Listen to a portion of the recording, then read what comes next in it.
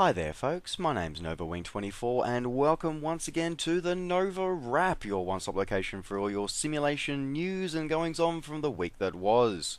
Alright, so we'll jump straight into it this week. So this week we saw the long-awaited release of the Real Air Turbine Duke version 2 for Prepared 3D. So they've differentiated the P3D version from their FSX version with their version 2. So they've actually come out, they've really made sure that it's everything that you've come to expect for or from real air simulations. So you've got your amazingly detailed turbine performance. You've got great modeling that comes with it, and your engine handling and everything sounds right. The cockpits, as we come to expect, are absolutely incredibly detailed. Absolutely amazing. A lot of custom gauges and really detailed. And as I said, if anybody's ever had any of the Real Air products, it's what you come to expect, and it gets really incredibly better as well just now. You've also got all the systems modeling, so your cockpit paneling and all that kind of stuff, and use full sequences, startup, shutdown, and all that kind of stuff is actually done and is modeled again off the real world aircraft. As I said, this version is specific for P3D version 2. The FSX version has been around for a little bit, but they have overhauled it, give it an overhaul as it were, give it a full update. And you can do your as you get all your normal failures that you come to expect. It is fully compatible with external third-party GPS units as well, like from your Flight 1, or alternatively you can also have your standard GPS from FSX from Prepared 3D in there as well. You've got one thing that I personally really love about real air simulation stuff, and it makes a feature once again in the Turbine Duke, is the fact it's the little sounds, little feedback that you get from the aircraft. So you feel the bumps as you're going across the ground, you feel the slight rattles and stuff like that, and you feel that, and you feel the sort of clicks and bumps and hums and stuff that you get in a real aircraft. So always really love seeing that in my little Lancair Legacy. So yeah, this one's another one for your stable. So yeah, but as I said, this latest release one is just for P3D. Though of course users, if you are more into your FSX, you can pick up the updated version of the FSX one as well. Alrighty, so moving on from there. Now, Dovetail Games has actually issued a pretty interesting press release alongside some of the fairly big third-party developer names that we've all come to know and love and appreciate. So Dovetail this week did a quick little press release about sales to date and their continued support and engaging of third parties. So over 200,000 copies have been sold since it launched in December 2014. That's a pretty huge sales. It really is. There's a lot of good sales figures there. They sort of tried to highlight the launch of their new mission packs and stuff like that, which have unfortunately not been very well received. Please see some of my previous editions of the NovaWrap to see what I think about it. And an announcement of another new mission pack coming up called Cargo Crew by Jane Whittaker, the person who authored the Dangerous Approaches mission packs as well. But the one thing that we've always wanted to do, and we've always wanted to be certain of, and we've seen some hints coming up over the course of the last few weeks as well, is that Dovetail have confirmed that they are working actively with a whole string of third-party developers.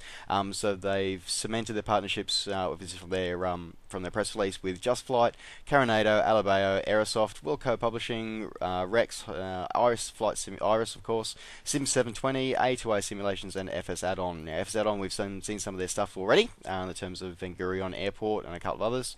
And of course the Carenado release this week of the Piper Cherokee 180F, and of course we will shortly be having the Arrow 4 coming up later this month as well, which is an exciting time. For me personally, really interesting that with the mention of Rex and in a sort of part release from Rex as well, they've sort of acknowledged that they're really honoured and great and looking forward to working with Dovetail for FSX Steam Edition to continue to take this, in their words, to take this partnership with Dovetail and flight simulation to the next level. So it's really good to see some good quality third-party developers getting on board. So I know we've dealt with a lot of rubbish coming through on the FSX Steam Edition DLC platform for quite some time now. But hey, you know what? The end is in sight for the dodgy ones, and we're going to be seeing some good quality ones coming up very shortly. Well, as I said, what Carenado 180F is already out, and we're going to be seeing more in the Arrow 4 and more into the future very soon. Alright, in a bit of a sneak peek, the guys at Iris Simulations have released on their Facebook page, they've created a new album for their development of the PC24, which is Pilatus' little bizjet, twin-engine bizjet. Really, really cool.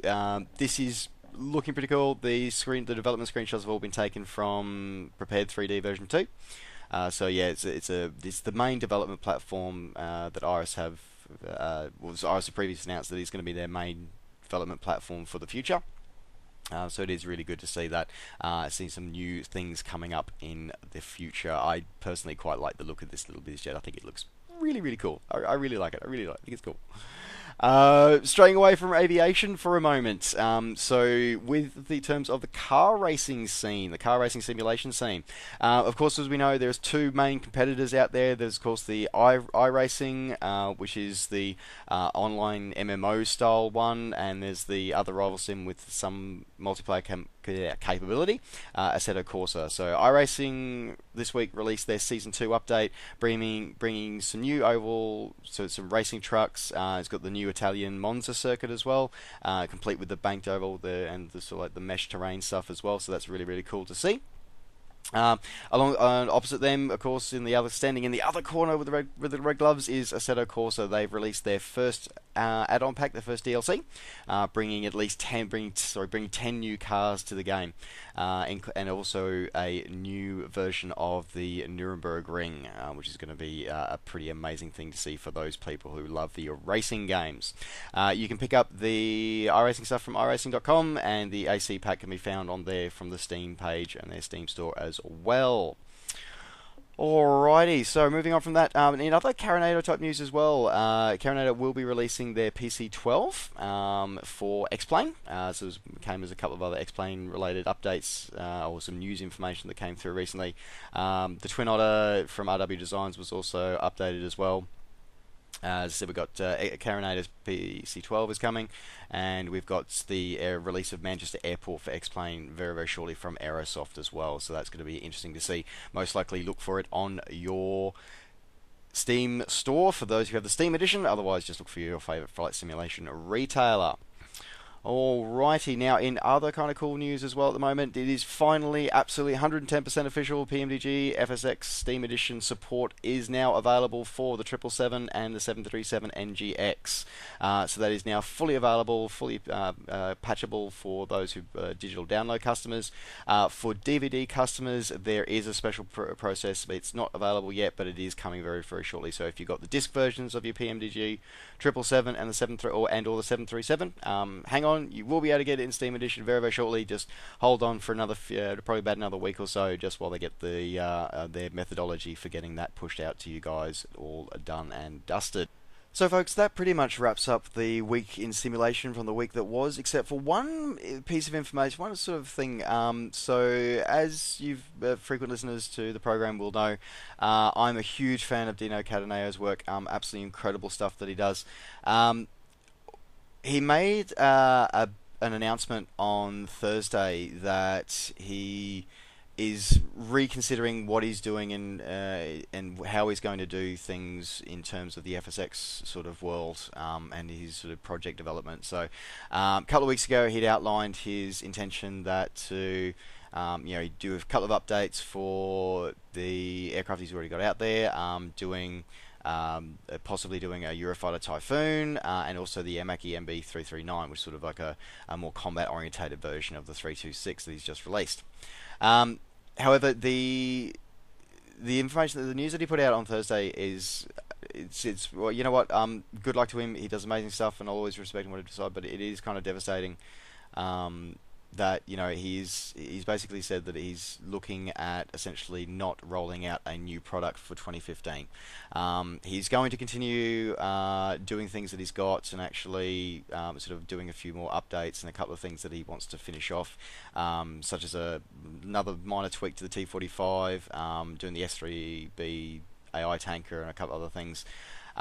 But he's essentially announced that although the FSX Steam Edition has brought new life to FSX, the updates to P3D with the 2.5 update and its associated development kit, and along with VRS simulations support for TACPack in P3D version 2, is that he's going to be supporting P3D version 2 products almost exclusively now.